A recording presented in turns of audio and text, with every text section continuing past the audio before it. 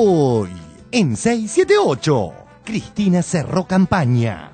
La verdad que cuando ayer veía la movilización de los estudiantes en la hermana República de Chile, con carteles que pedían por la educación como en la Argentina, y no saben, el pecho se me reventaba de orgullo. Digo, qué hombre haber pensado en el año 2005 que teníamos que tener el 6% del PBI para la educación pública argentina. ¡Qué cabeza y qué corazón que tenía! Tan grande que no le entró en el cuerpo, tan grande que le estalló de tanto pelear por mí, de tanto defenderme, de tanto quererme. Él sentía el fracaso del modelo neoliberal. Argentina, aislado de la crisis mundial. Mientras quiebran las bolsas del mundo, mientras la economía se cae a pedazos, Londres, la ciudad donde tantas veces hicimos crónicas, no hay un papel en el piso de estar incendiando, hay 20.000 policías. Si te quejas porque acá la U hay paro, papi, anda a Chile a ver lo que es la educación privada que tenés que pagar, que te van a financiar. ¿Sabés cómo? Dándote un préstamo te endeudás más para poder pagar la universidad. En fin, un día te diste cuenta que no estamos tan mal. Argentina está desaparecida del mundo.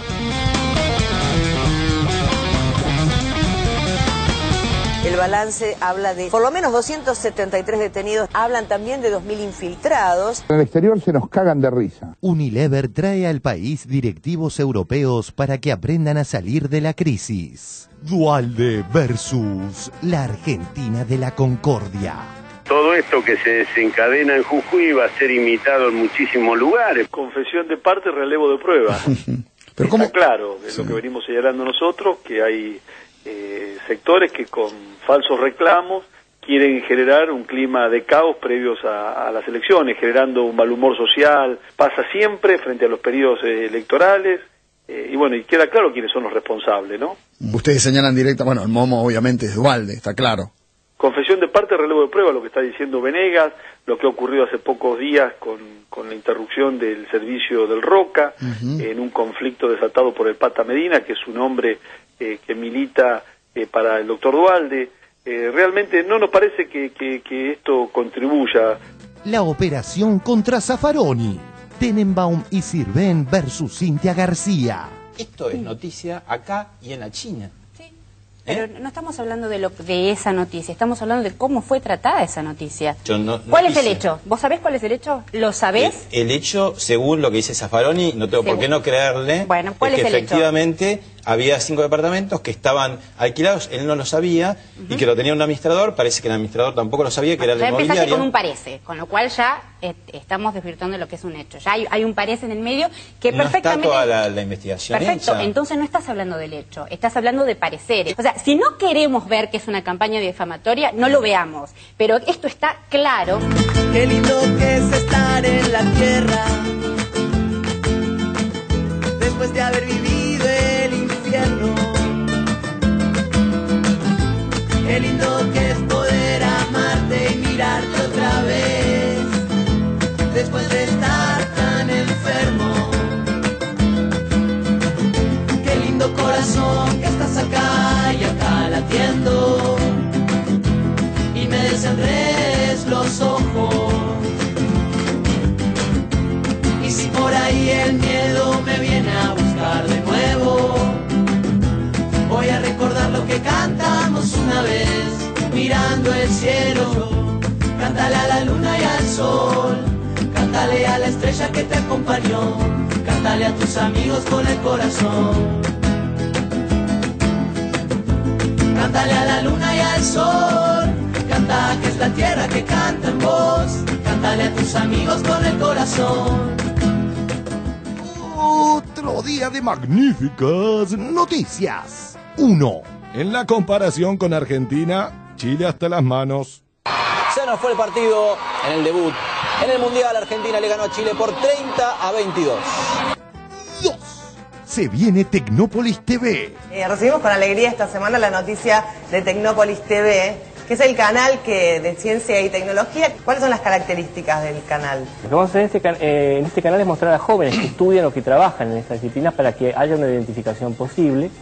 Y en el caso de los empresarios pymes, mostrarles casos de éxito de empresarios que han tomado desarrollos que hizo el sistema público o ayudados por el Estado para adquirir alguna tecnología y que les ha ido bien. Y este ejemplo esperamos que se propague a través de la imagen, digamos, que es mucho más contundente que a veces un discurso o un mensaje escrito. 3. Hay vida después de 678. ¿Y qué vida? ¿Qué decir esto? Hoy es mi aniversario. ¿De qué? ¿Tu aniversario de casada? A los 13 años le quiero dedicar este beso a mi marido. A tu marido. ¡No la lengua, Enamora 678.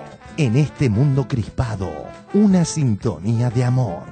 I'll tell you what I'm doing this weekend. I'm getting laid. 1990s, and nobody is getting laid. I'm the only man in America who was getting laid this weekend, and I haven't been laid that much. 6 girls in college, maybe 7. How long have you been standing there? Forever. What did you hear me just say? 6 girls in college, maybe 7. 7. 8! 6 girls in college, maybe 7. 7. 8! Mary Kelly.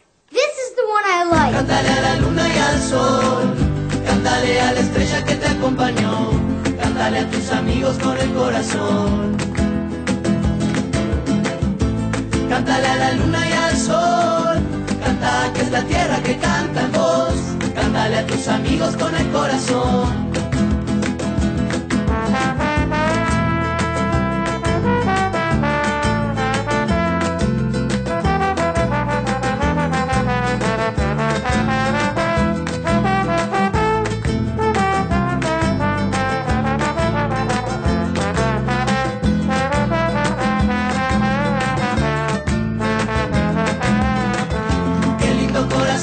Estás acá y acá latiendo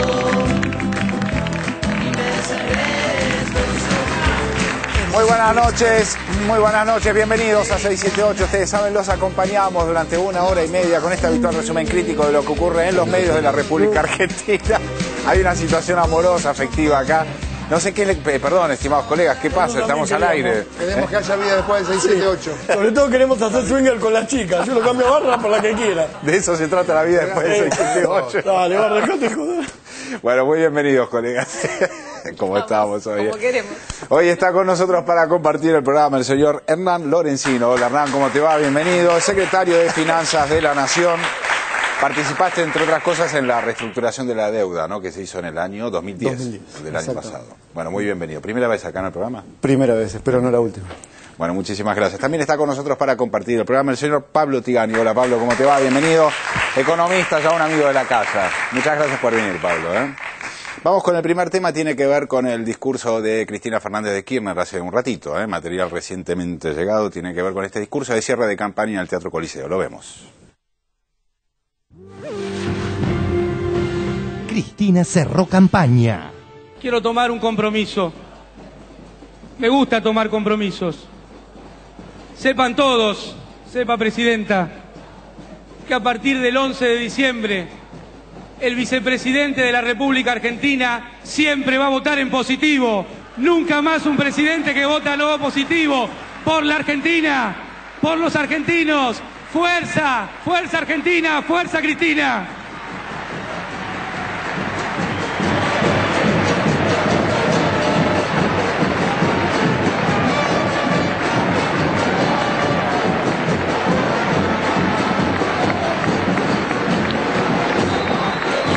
Argentina, porque ningún pueblo.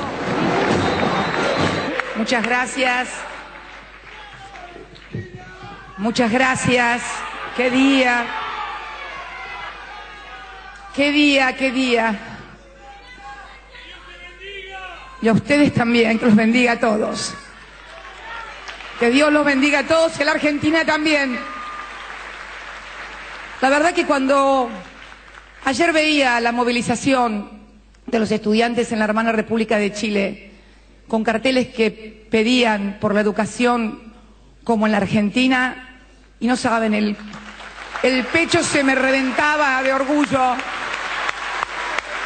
Digo, qué hombre haber pensado en el año 2005 que teníamos que tener el 6% del PBI para la educación pública argentina. Qué cabeza y qué corazón que tenía. Tan grande que no le entró en el cuerpo. Tan grande que le estalló de tanto pelear por mí, de tanto defenderme, de tanto quererme.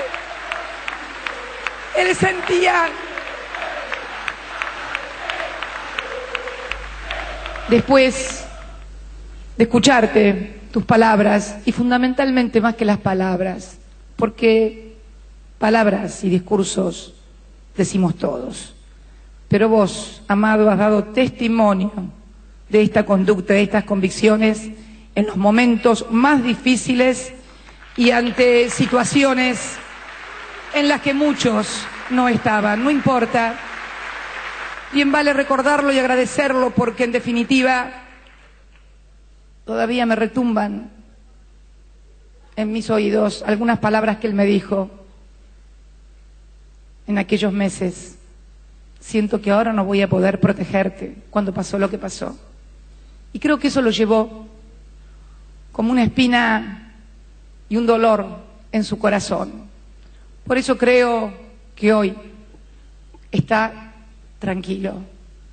Y creo que todos tenemos que estar tranquilos, porque hemos aprendido que de los enfrentamientos solo viene dolor, de las agresiones y de los insultos solo viene odio, y el odio le hace mucho peor al que lo emite que al destinatario de ese odio. Por eso yo le pido a todos los argentinos que depongamos no nuestras ideas, nunca nuestras convicciones legítimas, ni tampoco nuestras aspiraciones, pero por favor, no al mensaje de odio, no al mensaje de asustar al otro, no al mensaje de comerle la cabeza a la gente con malas y feas cosas. La gente necesita que sus dirigentes le lleven también optimismo, fuerza, amor, coraje, valentía para seguir adelante. Los necesita. Los necesita. Y acá estamos, como la Argentina, de pie, con la fuerza que me dan los trabajadores, con la fuerza que me dan nuestros empresarios, nuestros intelectuales, nuestros comerciantes, nuestros docentes, nuestros científicos, nuestros jóvenes, nuestros maravillosos jóvenes que están con banderas en la mano y cantando por la patria y reclamando más profundización y más cambio. Miren si no es maravilloso lo que estamos viviendo frente a otras imágenes que nos llegan desde el mundo. Por eso, argentinos, a trabajar duro por la unidad nacional, para seguir profundizando la reconstrucción del aparato productivo, para generar más trabajo, más educación, más ciencia, más tecnología, más exportaciones, más comercio, más vida, más familia, más patria y más Argentina que nunca. ¡Fuerza, Argentina! ¡Fuerza! Acá estamos para sostener lo que hemos construido, y acá están ustedes para defenderlo, porque es de todos. Muchas gracias, los quiero mucho.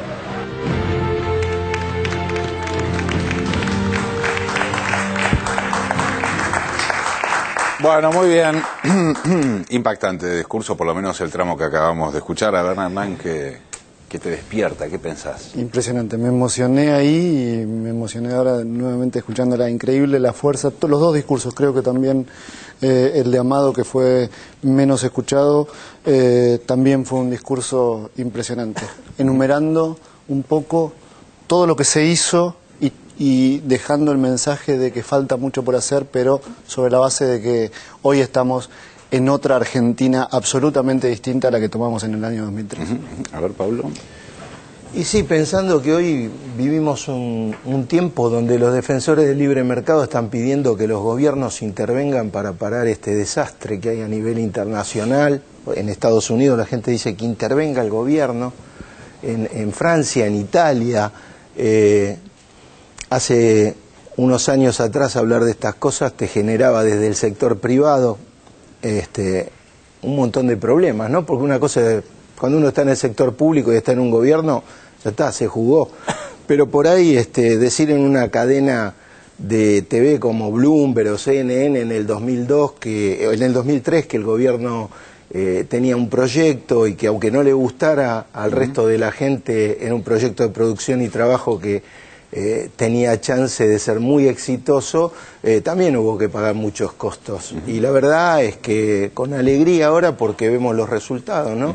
80% de crecimiento en los años de gobierno, un país que está con una recuperación industrial, con recuperación del empleo, con reservas en el Banco Central, con superávit en la balanza comercial.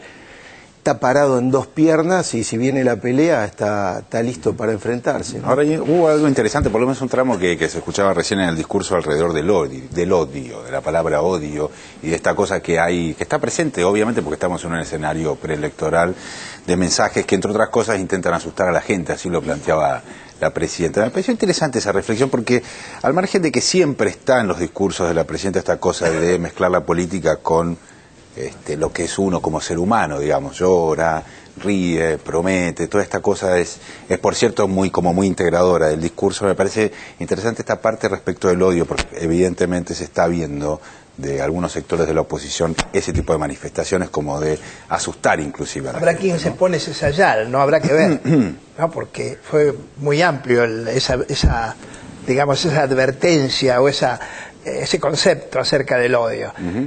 Porque desde algún otro lado le atribuyen el odio al gobierno, pero la presidenta precisamente lo dijo de otro modo.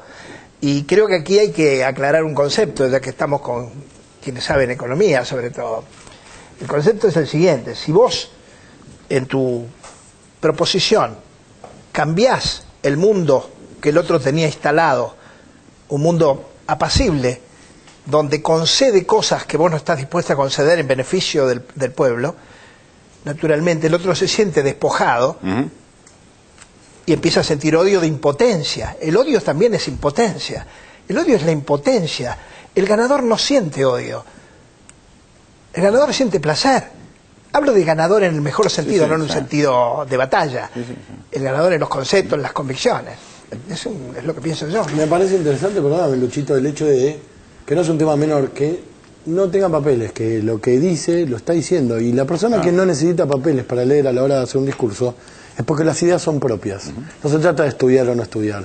Si vos necesitas leer lo que estás diciendo es porque como mínimo las ideas son de otro y como mínimo no pensás, no sabés, ni sabés de qué estás hablando, no te tuviste el tiempo ni que te entren en la cabeza 5 o 6 hojitas. Es porque no sabes de lo que estás hablando.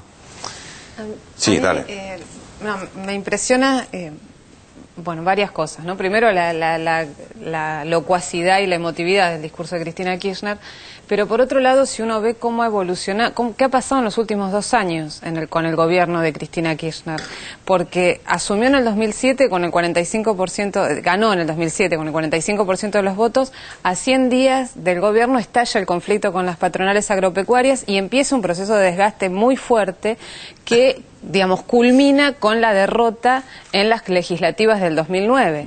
Hay que pensar que en el 2009 se hablaba del post-kirchnerismo, ¿no? Había muchos, incluso exfuncionarios del kirchnerismo que ya elucubraban sobre qué iba a pasar cuando el kirchnerismo terminara.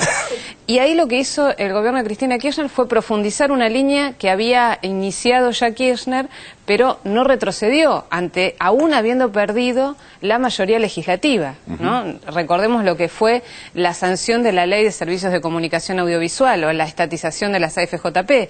Digamos, todo un proceso que, la verdad, nadie pensaba que hubiese sido posible dar esa batalla. Y luego el uso de reservas, lo que fue ya en enero del 2010 la disputa en función de, bueno, la posibilidad de que el Estado utilice reservas para pagar deuda. Con el episodio Redrado. Con el episodio Redrado y después la muerte de Kirchner. Que la muerte de Kirchner me parece que lo que evidentemente influyó en todo este clima, porque tampoco se sabía hasta ese momento quién iba a ser el candidato en el 2011. Y hubo ahí una manifestación popular que creo que superó las expectativas de todos, de oficialistas y opositores, y puso en evidencia que el kirchnerismo estaba muy lejos de ser un proceso terminado. Y hoy llegamos a esta situación en la que la presidenta cierra una campaña electoral para un proceso de reelección y que según todos los sondeos la ponen como primera en las primarias que se van a realizar el domingo. Yo la verdad que lo que espero es que se realicen las primarias, así se sincera por lo menos el escenario electoral, a ver más o menos cuánto estamos tiene cerquita, cada uno. Estamos cerca, estamos muy cerca ya. Y bueno, y a partir de ahí que las hipótesis sigan trabajando, pero sobre datos más precisos, ¿no? Está clarísimo. Vamos a seguir. En términos de nada más que esto, que yo creo que el mensaje, la lectura que podés hacer vos, porque creo que la hiciste, la lectura, es la siguiente. Lo que está pidiendo es que a quienes se sienten damnificados por un odio a veces irracional, no devuelvan odio, sino fraternidad, que son los que ella representa, la mayoría del pueblo argentino. Creo que esa es la interpretación. Okay. Cambiamos de tema, en este caso pasamos a la crisis financiera en Estados Unidos y en Europa. Ayer Axel Kicillof, que estuvo acá, dio una larga explicación sobre qué es lo que está pasando, con lo que está pasando allí. Por otra parte, van a ver ustedes aquí en el informe un archivo de Michael Moore que nos ayuda a explicar aún más la situación. Lo vemos.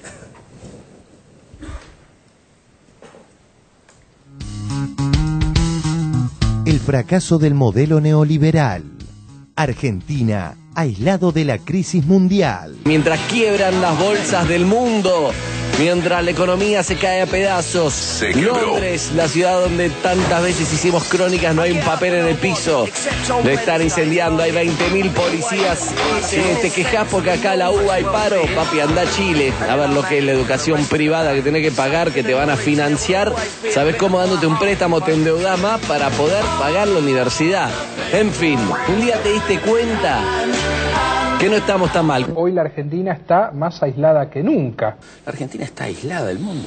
Hay que entender, o sea, vos aislado del mundo estás perdido. ¿Ves a la Argentina en ese nivel de aislamiento? ¿De aislamiento? Sí, yo veo muy aislada, sí.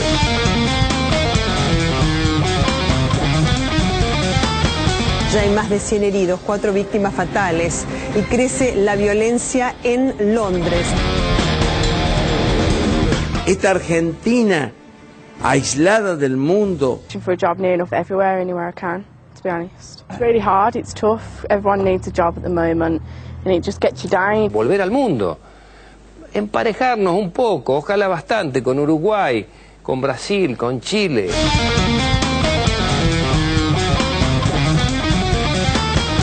El balance habla de por lo menos 273 detenidos, hablan también de 2.000 infiltrados. Argentina está desaparecida del mundo. Hablan de Brasil. Argentina no existe más. El cronista comercial presentó un plan para radicarse en Catamarca.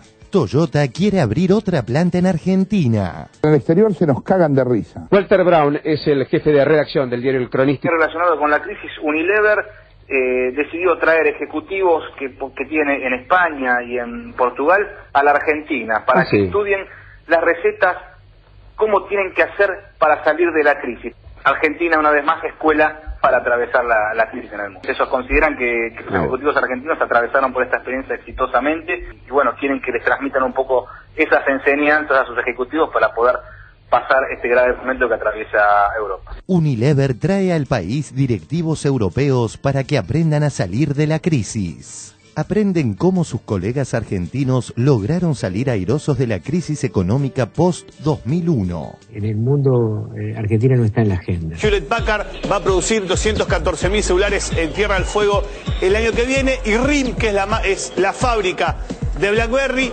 va a producir 750.000 por año. Digo, la verdad es un número impresionante. En el exterior se nos cagan de risa. Toyota quiere abrir otra planta en Argentina. Hewlett Packard va a producir 214.000 celulares en Tierra del Fuego el año que viene. La fábrica de BlackBerry va a producir 750.000 por año. Unilever trae al país directivos europeos para que aprendan a salir de la crisis. Argentina no está entre los países más perjudicados por la crisis financiera internacional. En otra época sí, nos tocaba ser de los más perjudicados. En otra época el mundo se resfriaba y a nosotros nos agarraba pulmonía, y ahora es al revés. Como vimos, queda cada vez más claro lo gigantesco del contraste entre el país virtual que describen Oppo y Corpo y el país real. Interesantísima nota se pierde en los medios hegemónicos al ignorar a los estudiantes chilenos que decidieron cruzar la cordillera para poder estudiar. La Cámara de 678 les indica el camino. Los que estamos acá, la mayoría somos exiliados de la educación. Exiliados.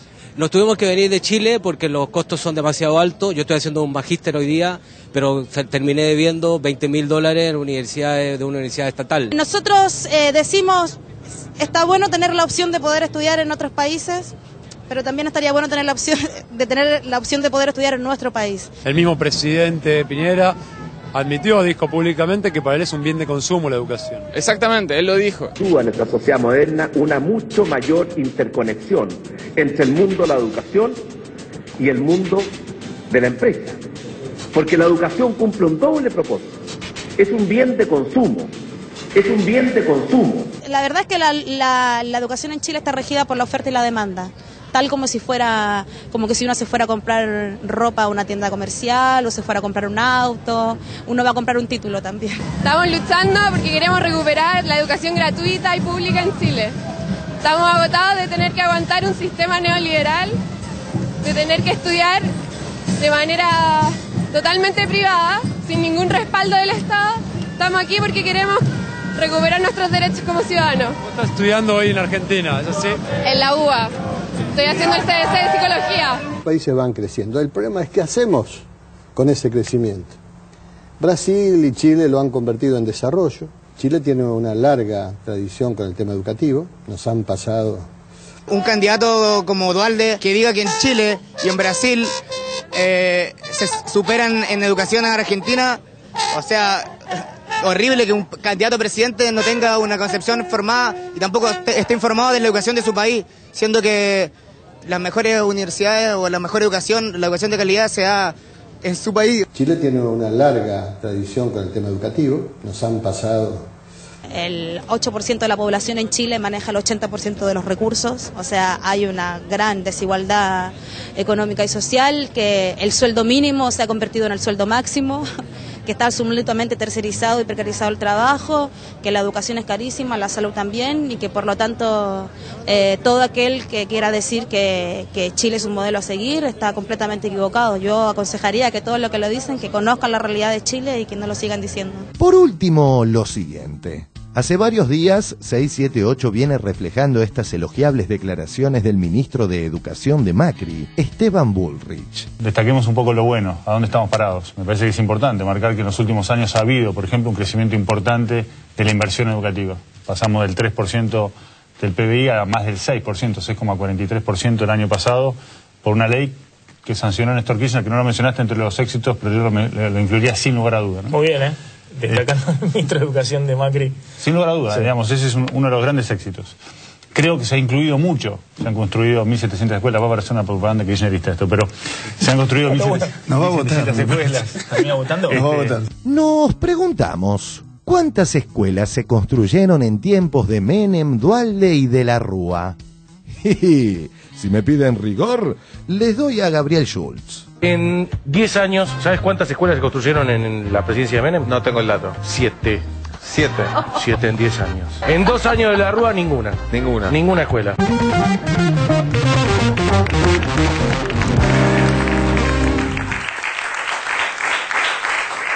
Bueno, muy bien, el informe obviamente no fue el informe que presenté, lo vamos a escuchar en el próximo informe, Axel Kicillof dando su explicación y también el archivo de Michael Moore. En este caso tenía que ver con la situación en Chile y la crisis financiera internacional y el aislamiento que por fin tenemos en Argentina, estamos aislados. Una lástima que lo había presentado tan lindo. Pero a veces ahora pasa no te que va a aislado salir, con la no te va a salir como... A ver, Hernán, quiero preguntarte cuáles son, te parecen los 3 o los 4 puntos más importantes de la economía que permitieron este aislamiento de la Argentina. Claro, yo iba a decir eso. Yo creo que, como decían algunos de los referentes de la oposición, Argentina está aislada yo diría de las consecuencias más adversas de la crisis, y eso se demostró en el 2008-2009. Ahora, el consenso entre los economistas que aconsejan a los políticos de la oposición es unánime en el sentido de definir a esta crisis como una crisis de deuda.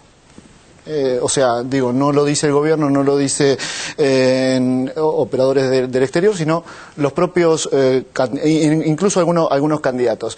Desde ese punto de vista, es importante resaltar cuál es la situación de Argentina frente a esta crisis de deuda.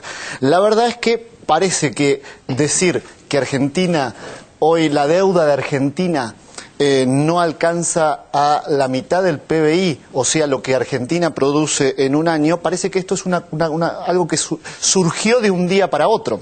La verdad es que cuando nosotros decimos que vinimos trabajando para que Argentina hoy se encuentre aislada de las peores consecuencias de una crisis financiera, como fue la del 2008-2009 y la que pareciera estar formándose en este momento, es decir que hay que trabajar para llegar a esos guarismos. Lo que se vino haciendo fue justamente una política de desendeudamiento para estar en la situación que hoy estamos. La deuda pesa la mitad del Producto Bruto Interno de Argentina. A su vez, solo el 17%, menos del 17% de esa deuda medida en términos de PBI, se le debe al sector privado, que es, si usted quiere, es la parte que más cuesta refinanciar. Pero podríamos hablar de cualquier guarismo similar. En términos de reservas, tema tan afecto a la oposición. En el año 2002, la deuda representaban 1.150% de las reservas que acumulaba el Banco Central en ese momento. Hoy el número no llega al 150%. Digo, podríamos innumerable cantidad de hechos señalar, pero lo importante es decir que eso es la consecuencia de una política que se hizo durante 8 años y que centró toda su actividad en lograr pararse frente al sistema financiero internacional de una forma absolutamente diferente a la que había sido en el pasado. Hernán, no sé si leíste una nota del día de hoy o de ayer en el diario Clarín donde da cuenta, yo no sé si por lo que está diciendo obviamente es información no certera, digamos, la que se publica de el aumento de la deuda externa por parte de Argentina. Claro, la idea es medir la deuda contra las variables que son efectivamente relevantes. Ese es el tema, claro. Entonces, medida en plata probablemente sea más, pero medida nominalmente la deuda ha ido creciendo, por supuesto, en mucha menor medida de lo que fue en el pasado. Ahora, lo importante es cuánto pesa esa deuda para la economía de un país. Estos son ratios relevantes. O por ejemplo, otros datos interesantes respecto de la deuda. ¿En cuánto tiempo en promedio te vence la deuda que hoy tenés? Claro. Argentina pasó aproximadamente década del 90, 5 años, entre 5 y 6 años de promedio, o sea, que uno debía repagar la deuda a un momento determinado, en no más de 5 o 6 años pasamos a casi 12 años.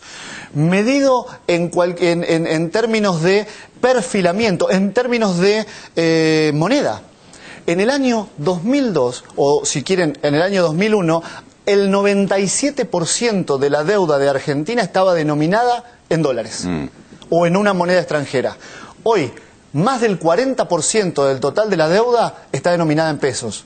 Es obvio decir la importancia que esto tiene en términos de gestión de deuda. No es lo mismo de ver en una moneda que no emito que deber en una moneda que emito. Claro. ¿Me explico? Entonces, digo, hay muchos hechos, pero lo importante es resaltar que esto no se logra ni de un día para otro, ni aplicando programas. El otro caballito de batalla o el otro donde no hay ninguna disidencia entre los economistas de la oposición. La necesidad de programas, la necesidad de planes de contingencia. La verdad es que si uno hace las cosas bien durante la gestión de gobierno, cuando llega una crisis no tiene que hacer ningún plan, no tiene que tomar ninguna medida de emergencia de las que ya conocemos y la población ha sufrido en el momento, porque simplemente está en la posición para adoptar las medidas que son necesarias adoptar sin preocuparse de, por ejemplo, en este caso, de los temas financieros. Muy bien. Pablo. Para completar, digamos que el promedio de la deuda versus PBI que tienen los países europeos, en promedio es el 88% del PBI, sin contar que Italia, la deuda representa el 120% del PBI, en el caso de Grecia, 160% del PBI. Y Estados Unidos llegó al 100% en estos días. Claro. Estados Unidos al 100%, pero con algo muy interesante para destacar de Estados Unidos. Estados Unidos desde diciembre hasta junio emitió 100.000 millones de dólares, colocó 100.000 millones de dólares mes a mes, todos los meses el 1% del PBI. O sea que para financiar el déficit fiscal de Estados Unidos entre diciembre del 2010 y junio del 2011 viene comprando títulos por el 1%. O sea que la verdad que los niveles de endeudamiento de Argentina hoy día comparado con el resto del mundo nos dan una posición muy sólida, muy tranquila, y la verdad que esta falta de dependencia de las calificadoras de crédito, de los organismos multilaterales de crédito, como que nos tienen más relajados, ¿no? Sobre todo a la gente que hace negocios en Argentina. Ahora, Pablo, yo pensaba, estamos protegidos financieramente, digamos, no nos pueden tocar por ese lado, por la cuestión de deuda, de los manejos, esto del Banco Mundial, el Fondo, todo esto que nos torturaba. Pero algo nos va a llegar, digamos, van a bajar los precios, muy probablemente, de los commodities, va a bajar a la soja, bajará el trigo, vamos a vender por menos plata las cosas para afuera. A ver, hay un cambio de paradigma internacional. Nosotros no vamos a volver a hacer lo que los economistas, yo leo muchos papers y me imagino que vos, tantos como yo, por ahí uno lee de todos lados para sacar algo y ser objetivo. Por ahí alguno dice, bueno, si tuviéramos los precios del año 2005, el nivel de problema... No, pero no tenemos más los precios de 2005, tenemos los del 2011 y no los tenemos desde hace un año, desde el 2010. Hay un cambio de paradigma. Los países que más crecen son China, India, y incorporan más gente al mercado de la alimentación. Nosotros lo que producimos es alimento y bueno, en buena hora nos tocó a nosotros, y es más difícil que aquellos problemas que siempre nos ponían al borde del knockout, por ejemplo, crisis de balanza de pagos o crisis en el sector fiscal. Ya no son los problemas que Argentina tenía, año 81, año 89, que no nos va a pasar nada. Yo no te puedo decir eso, porque este es un mundo impredecible. Están sucediendo cosas, todos los días sucede alguna cosa que me parece absurda a mí. Todos los días veo algo que me parece absurdo. Inclusive me parece absurda las posiciones de la gente, ¿no? Cómo defiende cuestiones que antes a lo mejor no defendía. Pero lo que sí te puedo decir es que Argentina es como un boxeador que está parado en dos piernas y está muy entrenado. ¿Va a pelear con un peso pesado? Puede ser, pero si está bien de abdominales, está bien de piernas y tiene posibilidades de moverse, y la va a manejar mejor que cualquier otro país. Yo creo que estamos muy, pero muy bien en cuanto a cómo podemos enfrentar nosotros una eventual situación que no sabemos cuál es. ¿Cuál va a ser la situación? No sé. Supongamos que el fondo de facilidades de Europa no funcione y que rápidamente no puedan atender esos problemas. Y se vaya a producir una catástrofe con estas deudas en Europa, y los mercados comiencen a ponerse muy volátiles y la inversión empiece a desacelerarse, obviamente algunos problemas vamos a tener que afrontar, pero estamos mejor parados. Muy bien, vamos a seguir con este tema de la crisis financiera en Estados Unidos y en Europa. Lo que les contaba anteriormente, una reflexión de Axel Kicillof ayer aquí en el programa sobre el tema, y también un archivito que pasó Michael Moore que nos ayuda a comprender un poco más lo que está pasando. Lo vemos. La crisis financiera en Estados Unidos y Europa. Aún resuenan los acordes de una guerra en si bemol. Escribió Fito, canta Baglietto y reproduce 678 Domingo. Y aún resuenan los acordes de la ilustrativa visita a la tanqueta de Axel Kicillof. Una arbitraria y ridícula asociación solo para dar comienzo al informe. ¿Querés entender sobre la crisis financiera mundial? Ok, presta atención.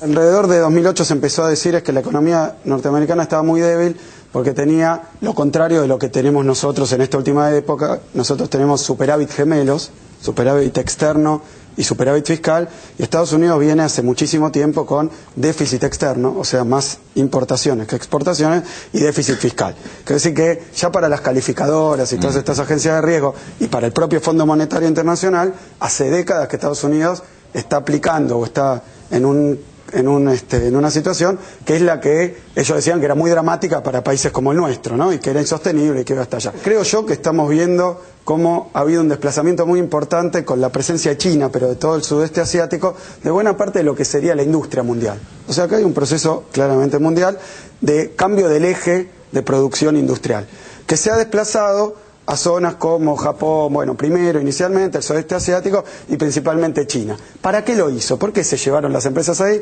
Porque son regiones de salarios bajos. Es decir, el capital salió en base a los nuevos métodos de comunicación, a los nuevos métodos de organización, salió a la caza de trabajadores desprotegidos y los encontró montones en los países de Oriente.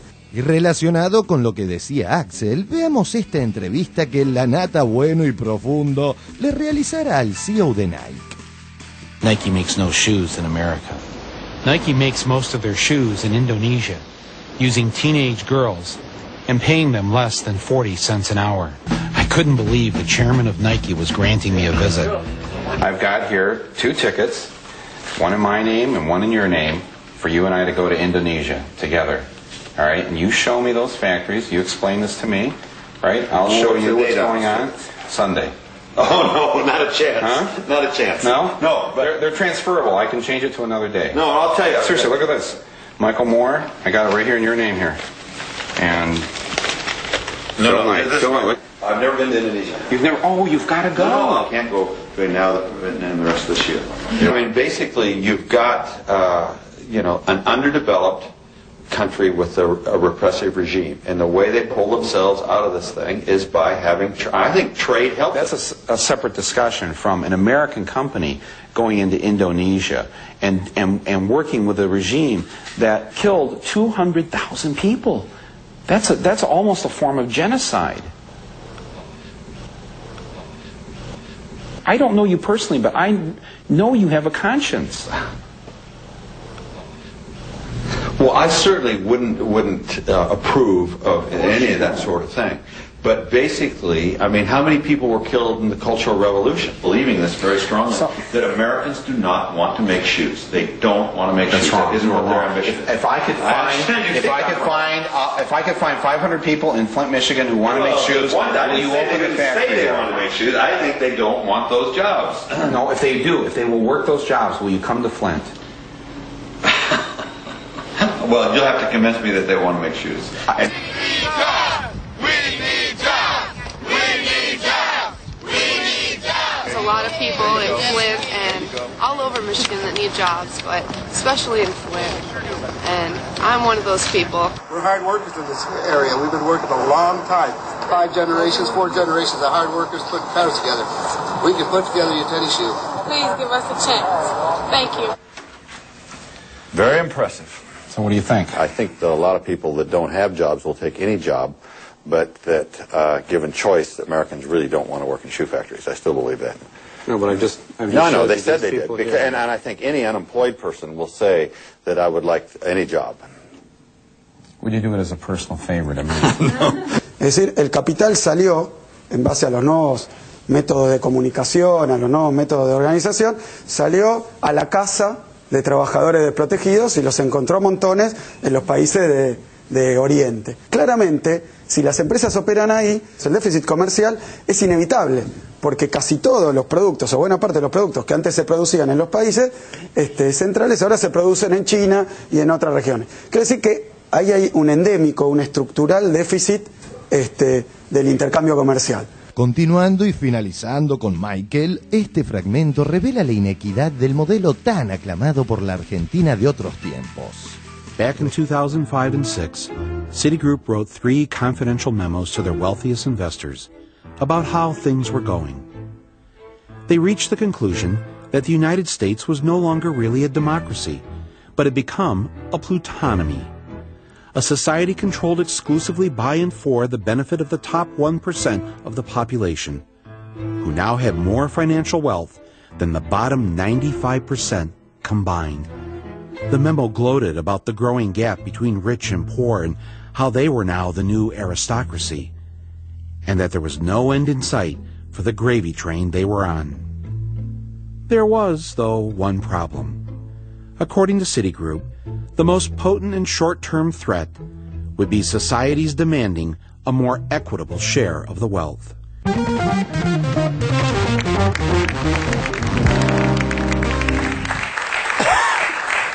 Bueno, muy bien, Norman. A ver, me quedé pensando en lo de Kicillof respecto de este traspaso de empresas, digamos, de gran cantidad de empresas o de capital norteamericano hacia China, que siempre lo explican como, la palabra es ampliación del mercado. O sea que hay que incorporar gente al mercado, entonces que por eso las empresas se mudaron hacia esa zona y que en realidad como el capital es básicamente humanista, ¿no? Lo que hace es darle trabajo a la gente y darle la posibilidad de que se incorporen al sistema mejores condiciones de vida. Esta es la explicación más o menos que nos han dado durante muchos años. Yo creo que claramente, apoyándome en lo que dice Axel, claramente lo que sucede y lo que percibe el mercado, esa entelequia que uno no sabe bien qué hay ahí adentro, varios condimentos, digamos, económico, ideológico, etcétera, pero lo que el mercado percibe es que Estados Unidos, por distintas razones, no crece en la forma en que debiera. Y en función de eso, y apoyados por calificadoras de riesgo, que en momentos decisivos bajan una nota, el mercado pide más, es una bestia que todo lo deglute, que todo lo come y quiere algo más. Y entonces genera esas turbulencias y la economía internacional sufre, y todos los países sufren las consecuencias de esa volatilidad. Por eso es bueno recordar qué pasó acá y qué hicimos acá. Cuando uno habla y vuelvo a decir que detrás de todo está una percepción de que el problema es fiscal, el problema es de deuda, ¿no? Entonces es bueno ver cuál fue la receta aquí. Y entonces yo decía, bueno, uno debe trabajar con la deuda, y se trabajó en estos últimos años por el lado de la gestión de deuda. Esto me refiero al canje del 2005, quitas, plantearse lo que eufemísticamente hoy en Europa se llama el involucramiento del sector privado en la solución de deuda de los países como Grecia o Holanda, que no es ni más ni menos que la quita o que los acreedores privados soporten el costo de malas inversiones. Cualquier parecido con el canje del 2005, canje del 2010, que llevó a Argentina frente a todos y contra todos, sin ningún financiamiento, muy distinto de la situación de Grecia y de los países de la zona euro. Digo, uno es eso, trabajar con la deuda pensando en los intereses del país y no en los intereses de los acreedores. Pero la otra, y tan o más importante, cuando te decía que el ratio relevante para medir la deuda contenía no solamente una variable que mide deuda, sino otra que mide PBI, o el desarrollo de la economía.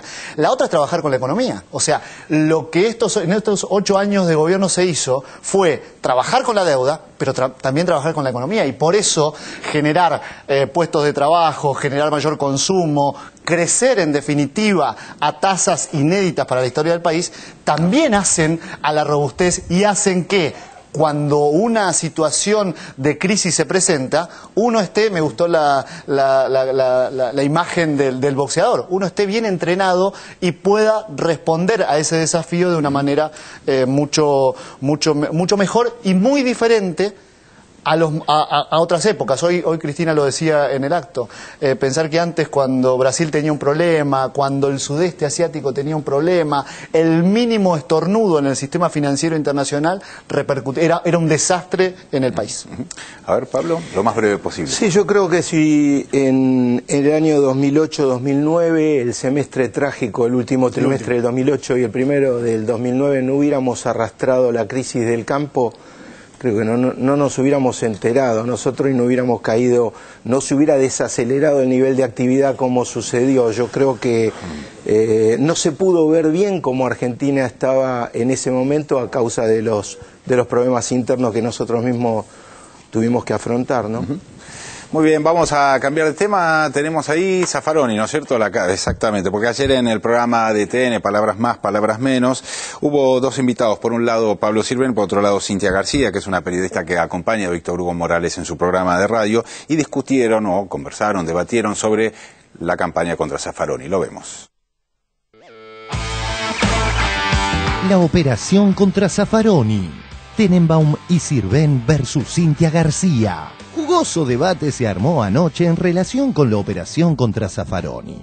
Creemos que esto es una campaña de prestigio, que orquestada en principio por la editorial Perfil, a través de su diario Libre sobre todo, que después siguieron los diarios Clarín y La Nación. Lo que yo me pregunto es si estos mismos hechos, ¿no? Los 5 departamentos, que el administrador vive en la misma casa del dueño de esos departamentos que se usan para prostitución, eran de Mauricio Macri, ¿no? Exactamente, los mismos hechos.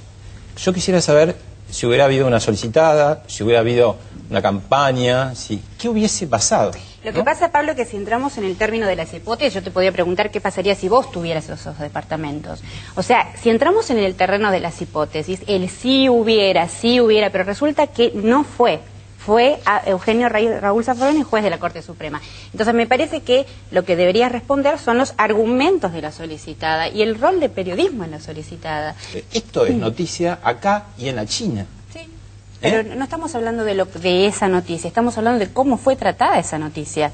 ¿Cuál es el hecho? ¿Vos sabés cuál es el hecho? ¿Lo sabés? El hecho, según lo que dice Zaffaroni, no tengo por qué no creerle, bueno, ¿cuál es que el efectivamente hecho? Había 5 departamentos que estaban alquilados, él no lo sabía, y que lo tenía un administrador, parece que el administrador tampoco lo sabía, que era el inmobiliario. Ya empezaste con un parece, con lo cual ya estamos desvirtuando lo que es un hecho. Ya hay un parece en el medio que no perfectamente... No está toda la investigación Perfecto, hecha. Entonces no estás hablando del hecho, estás hablando de pareceres. Es lo que dice el juez Zaffaroni, que me parece que se defendió mucho, se victimizó, cuando tenía que dar explicaciones. Perfecto, pero es lo que dice después de que el diario dijera el puticlub del juez. A ver si nos queda claro. Libre, dice, el puticlub de juez por dentro. Eso es una imputación, eso no es un hecho.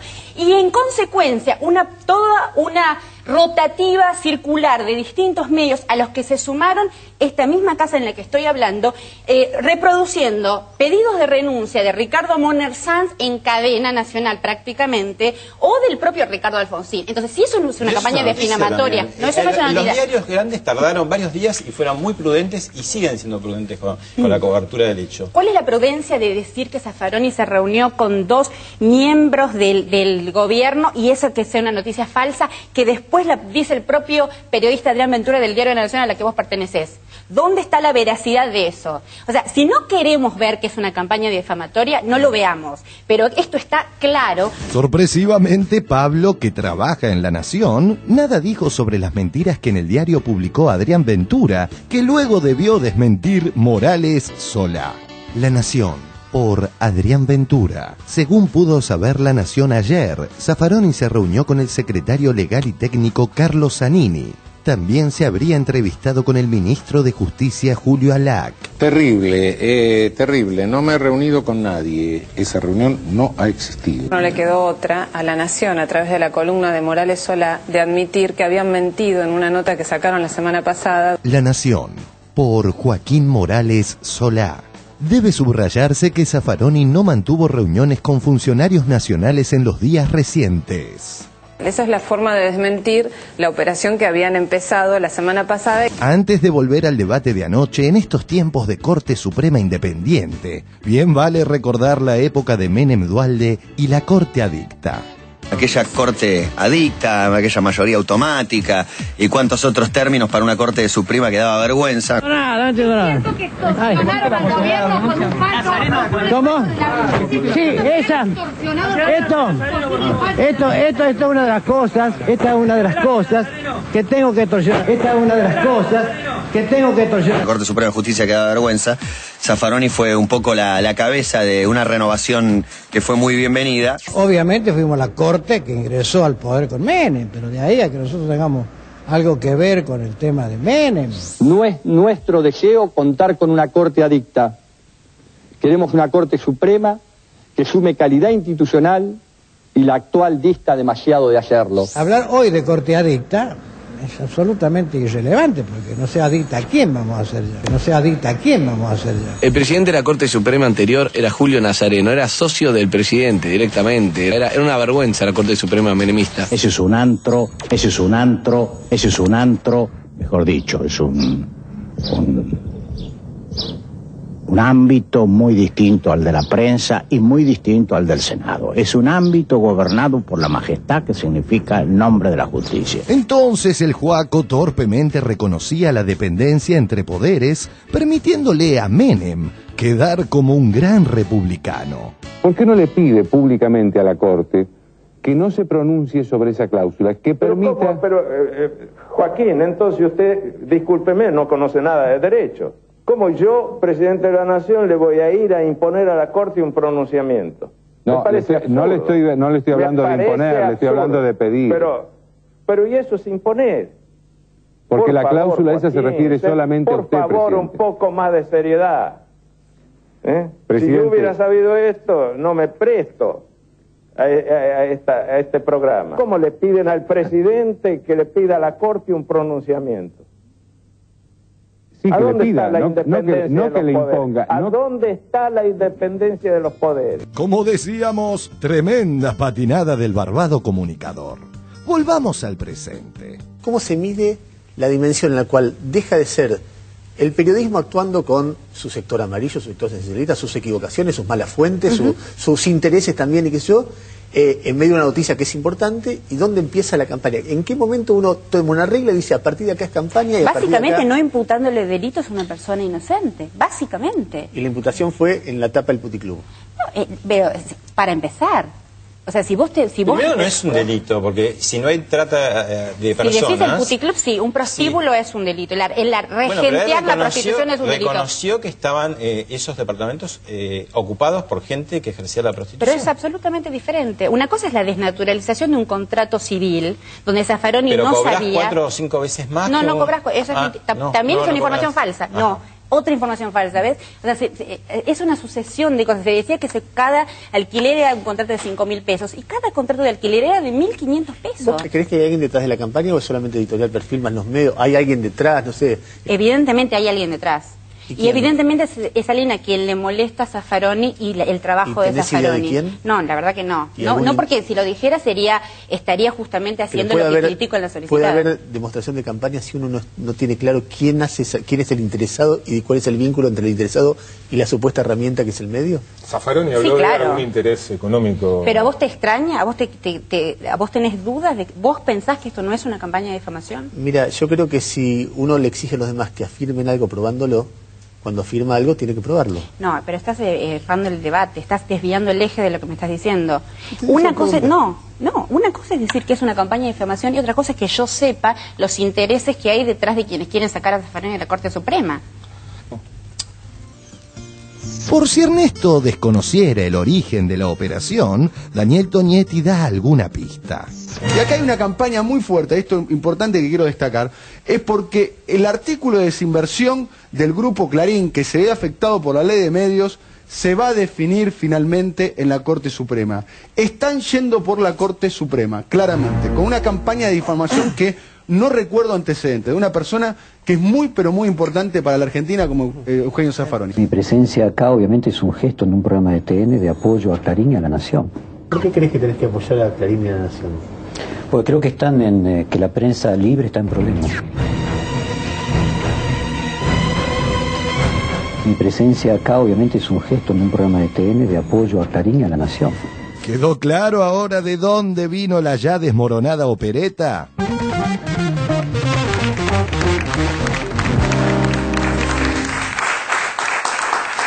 Bueno, muy interesante el informe, no había visto anoche el programa. No, estuvo bueno el programa anoche. Interesante el debate, ¿no? La que estuvo bien, la que estuvo genial, Cintia García. Claro. Cintia García, que yo conozco y fui compañero de ella en el programa de Víctor Hugo Morales, siempre tuvo sustancia periodística. Es decir, no es una novedad. Lo que ocurre que en esta nueva etapa, en el programa de Víctor Hugo, al lado de Víctor Hugo, ha tenido un crecimiento personal que se nota en la solidez de sus argumentaciones. Es admirable cuando le dice al propio dueño del programa, le dice, y en esta casa se ha difamado. Esta casa es TN, Canal 13, el Grupo Clarín. Es muy interesante. Ese es un diálogo...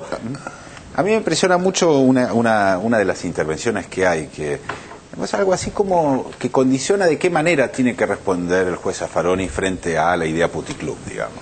Y eso me parece muy interesante de parte de como el manejo que hace la prensa normalmente de denuncias falsas. O sea, algo así como que yo les diría, le ponen una trompada y cuando uno dice, che, ¿por qué me pegaste una trompada? ¿Por qué haces eso? De alguna manera te manifestás en contra de la trompada, te dicen algo así, ¿por qué te enojas? ¿Por qué te violentás? No te violenté, te puse una trompada nada más.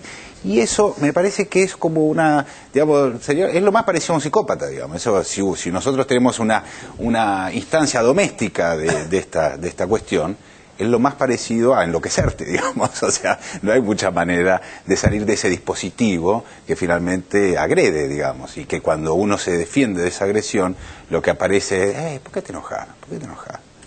Barragán, bueno, ahí...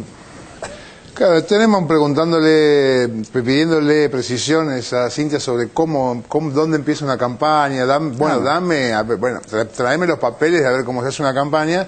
Es una actitud psicopática. También él está tratando de salvar su alma, espero que lo logre. Por otro lado, creo que hay que reconocer que Sirven fue a poner la cara en una causa perdida. Realmente la lealtad de Sirven hay que reconocérsela.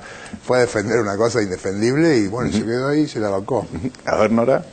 No, creo que ya que quedó desarmada esta opereta en contra del juez Zaffaroni. Creo que me parece que el propio doctor Zaffaroni no dimensionó cuando aparecieron esas primeras tapas de Libre las implicancias que esto iba a tener, porque después la prensa supuestamente seria como Clarín y La Nación, particularmente La Nación, se hicieron eco de esto. Y después, bueno, cuando salió a desmentir directamente esa nota firmada por Adrián Ventura, empezó, me parece que ahí es cuando fue un punto de inflexión, donde fue tan evidente la mentira que tuvieron que recular, digamos, a través de otro editorialista de La Nación.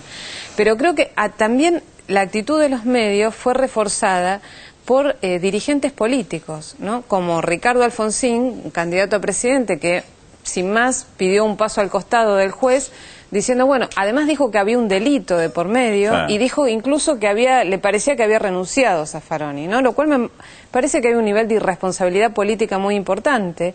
También Lidita Carrió dijo que había que iniciarle juicio político. Pero no ahora, después de la campaña. Pero no ahora, después de las primarias. Un resto de institucionalidad lo que mostró ahí. Claro, pero además también ahí... Prendemos fuego, pero después. Sí. Claro, diputados diciendo, bueno, tiene que dar explicaciones, pero nunca concretando la citación para que vaya el juez Zaffaroni, que dijo en reiteradas oportunidades que estaba dispuesto a dar las explicaciones que fuesen necesarias. Entonces me parece que esto y la reacción de muchísimas personalidades del ámbito de la cultura, de la política, del periodismo, pusieron sobre la mesa cómo se había articulado esto y cómo fue desarmado en definitiva. Lo que pasa que, bueno, son globos de ensayo. Me parece que van con distintos actores prestigiosos que tratan de horadar de distinta manera. En este caso me parece que fue demasiado torpe la operación. Muy cortito, por favor, Barragán. No, me acordaba también que durante todos varios días se hablaba de las denuncias contra el juez, y las denuncias se las había hecho Fontevecchia en la tapa de ese diario, que es tan mersa, que a mí me llama la atención que un tipo tan fino tenga un diario tan grande. Y hay una cosa también interesante de todo esto que acaba de decir Nora y vos. No hubo denuncia. Sí. Hay una cosa... ¿Lo podemos dejar para después del corte? Bueno. Dale, después del corte, denos un ratito, volvemos, dale. Créditos Credicop. Arma tu crédito. Arma tu sueño. Banco Credicop Cooperativo. La banca solidaria. Pusieron luces de color.